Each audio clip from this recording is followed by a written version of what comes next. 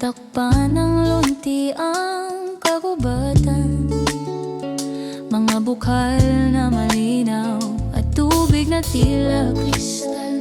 Pinahaw, tinumok at mga prutas na sariwa ang yaman. Kabugahay, falsa, lagdong beef, matandang puno ng balete ang tanawin. Lungsod ng Siquijor, Lasey at Maria ang mapayapayapa.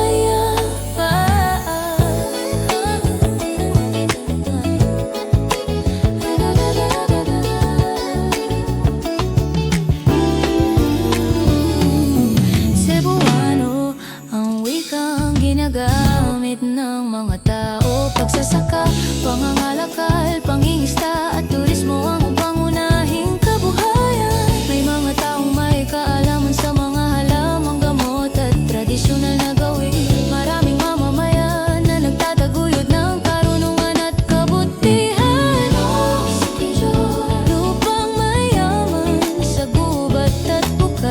Sa bawat patak ng kuya may buhay na taglay. Sa ganda ng iyong kalikasan at payapang paligid, ikaw ang yaman ng Kabisayan.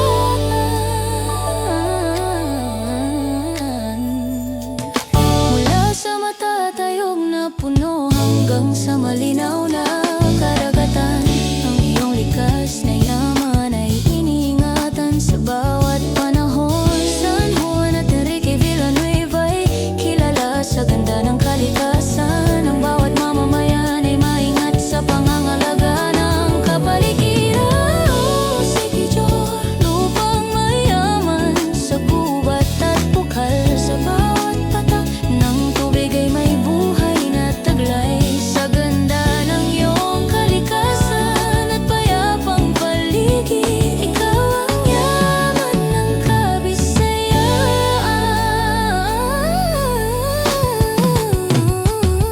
Kahit anong kwentong lumaganap tungkol sa iyong lugar, ang iyong tunay na anyo ay hindi kailanman maglalaho. Ang pangalang Siquijor ay kilala sa buong Pilipinas bilang lupang mayaman sa kalikasan at payapang pamumuhay.